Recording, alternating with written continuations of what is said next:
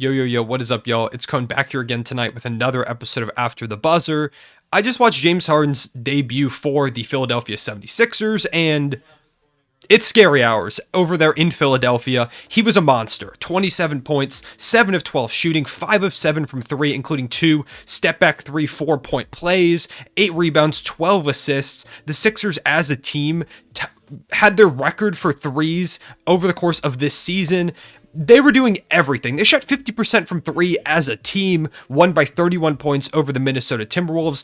It was the perfect debut for James Harden, and he showed all of the little things that me and many others expected him to bring to this team, and even more in his first game.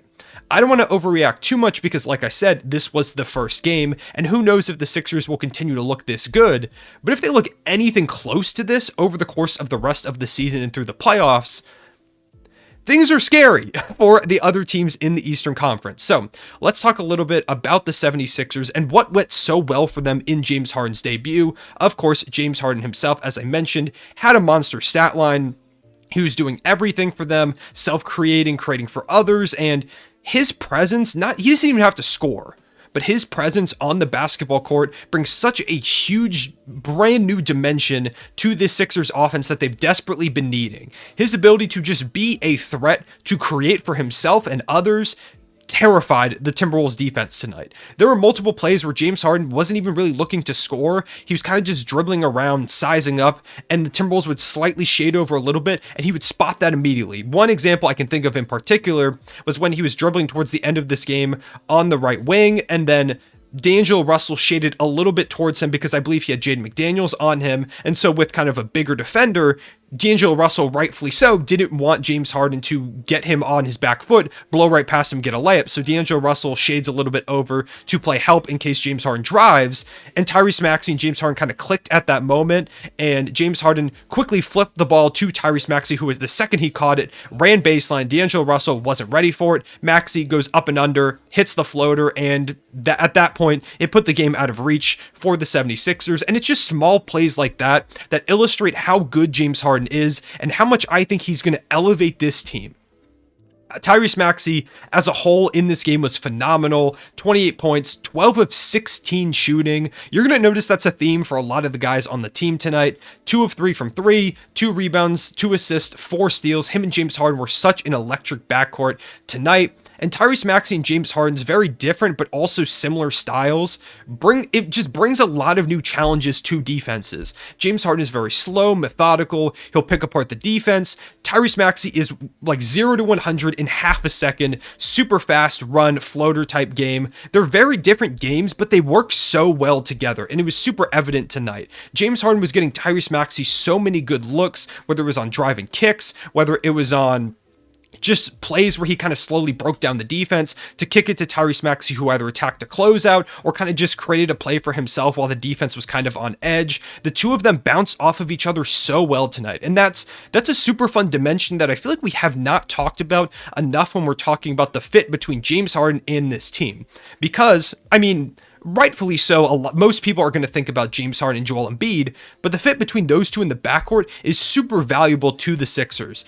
Tyrese Maxey has been phenomenal as the starting point guard, but if he's able to spend more time scoring, which he's really, really good at, and less time playmaking while James Harden can kind of take some of that load off of him, it helps his game so much. He was like open on half of his looks tonight. It felt like every time Tyrese Maxey caught the ball, he kind of looked around like, where's the defense? Because he didn't seem like he understood how open he was going to be every time he got that ball. And of course, Tyrese Maxey is a great self-creator in his own right. So him and James Harden were just playing off of each other so well tonight. Every single time that the two of them had a two-man game, it was just super fun to watch. Joel Embiid, potentially the MVP of the league right now, with a game that continues to further along his MVP case and just shows how dominant he is. 34 points, 10 of 18 shooting, 10 rebounds, 3 assists, and a steal. It's a classic Joel Embiid stat line. But the thing that really stands out is he hit 3 threes in this game. 3 of 5 from 3. And A lot of that was created once again by James Harden. James Harden attacking and getting the ball to Joel Embiid, just the defense being on their heels because of James Harden. Something else that's huge for them is that they can't switch a lot because now you have Embiid and James Harden who can really attack those switches in big ways, not to mention Tyrese Maxey, who I feel like goes underrated for one of the fastest players in the league in that conversation. He's so fast, and so when you have the three of those guys on the court, it's hard to switch because if you switch on any of them, the three of them can really make you pay easily.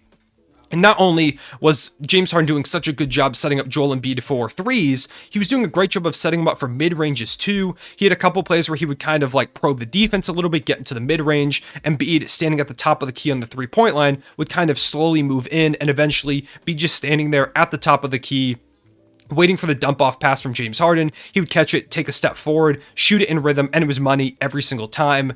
Embiid started this game pretty slowly, 1 of 7 shooting, I believe, in his first 7 shots, and then he completely turned it up. It's like they completely figured it out after a little bit of time, and it was so fun to watch this game. Some people are going to say, oh, it's the Timberwolves, but this Timberwolves team is good. Now, one thing that the Sixers definitely took advantage of was free throws.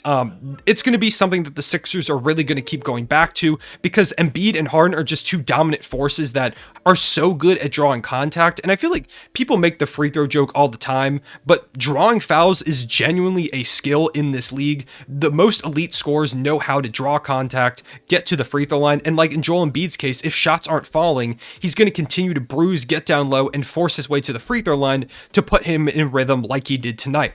But the Timberwolves are one of the worst teams in the league when it comes to fouling opposing shooters, and the Sixers attack that at every single point. James Harden, Joel Embiid doing the typical thing, attacking guys, getting physical, getting down low, and doing whatever they could to get to the free throw line, help them get in rhythm, and really help them kind of put this game away for good towards the end. Also, shout out to Matisse Thybulle, who was 4 of 7. Once again, great setups from James Harden on that one. It was super impressive to watch. Everything that they did tonight.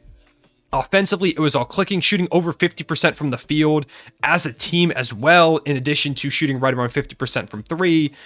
It was super fun to watch. And James Harden in particular tonight, hitting 5 threes, actually tying Ben Simmons for the Sixers all-time three-pointers made list. So congratulations to James Harden. Big accomplishment there. But just the things they were doing. And I'm super excited to see how this team continues to go down the stretch because this is a game that could completely put them in rhythm. If James Harden continues to come out like this, he's hitting threes, and this James Harden looked like James Harden in this game.